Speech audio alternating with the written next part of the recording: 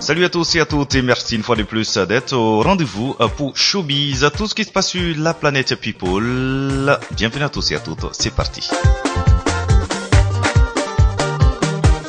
On démarre pour dire qu'il avait donné rendez-vous à ses fans le week-end dernier pour la présentation de son 4e album intitulé Gilbert. Seulement, Yoni n'a pas eu le temps de le présenter, que la Maison du Peuple s'est vidée des 1500 personnes qui avaient effectué le déplacement. Si on en croit certains spectateurs, l'heure à laquelle l'artiste est monté sur scène hier pour beaucoup, en effet prévu pour 20h, c'est finalement à 22h que les mélomanes qui ont occupé les chaises de la Maison du Peuple depuis 19h ont commencé à voir les premiers artistes invités sur scène.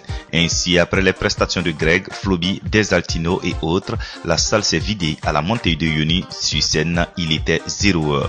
Prévu pour 45 minutes, finalement Yoni n'a presté que 10 minutes. À peine élu meilleur artiste de l'année 2012, qu'il entreprend une tournée pour dire merci à ses fans. Mais bien avant le mercredi dernier, Desaltino a offert un cocktail à la presse pour l'avoir aidé à construire sa carrière. Cette rencontre qui a eu lieu au jardin de l'aéroport a été l'occasion pour l'artiste de présenter ses 2 trophées et remercier des personnalités comme l'honorable député Fatoumata Diendéré pour son apport. Notons que Desaltino détient les Koundé du public du meilleur artiste joué en discothèque et le Koundé d'or. Pour commémorer la disparition de Bob Marley, l'idole des jeunes, Sams Kaluga était au théâtre de l'amitié de Bobo Dioulasso et comme à l'accoutumée, c'est un théâtre de l'amitié plein comme un œuf qui a accueilli le reggaeman, un public qui ne s'est pas lassé de chanter les titres de l'artiste et de danser au son de ses mélodies.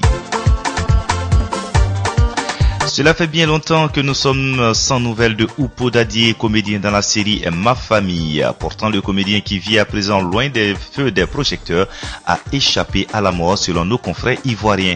Malade d'un neuropalu, encore appelé palu garçon, l'homme a fait par 2 fois l'hôpital psychiatrique de Bingerville en Côte d'Ivoire parce qu'il délirait à plusieurs reprises.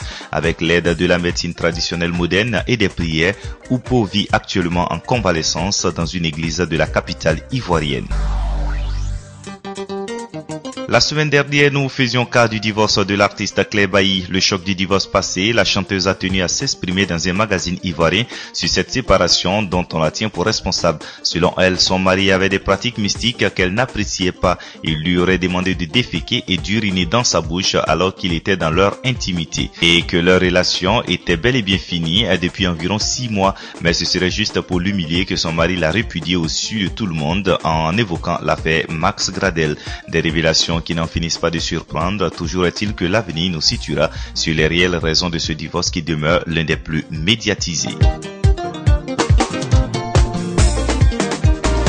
Voici une nouvelle qui risque de faire écarquiller les yeux d'une majorité. La chanteuse Foxy Brown, qui aurait déjà fait des révélations de ce type il y a plusieurs mois, vient récemment de confirmer ses dires selon les sources américaines. Le chanteur Jay-Z, celui qui a pris sa virginité alors qu'elle était encore mineure, et celui qui est en réalité un homosexuel qui se cache, lui avait transmis une MST. Foxy Brown affirme que le rappeur est un bisexuel avéré sous couverture.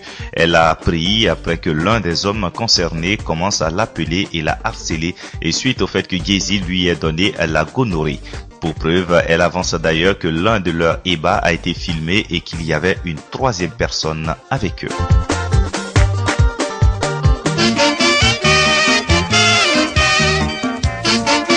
Page triste de ce numéro, l'auteur de la traditionnelle chanson Vive les mariés, la plus jouée lors des mariages, Gégé Viké n'est plus.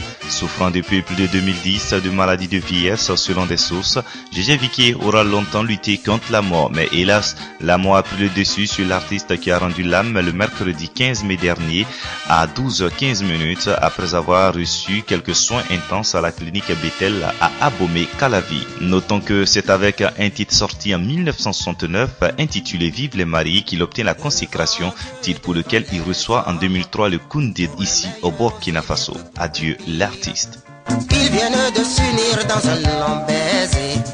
Ils partageront leurs joies et leurs peines devant Dieu et devant les hommes, pour le meilleur aussi bien que pour le pire.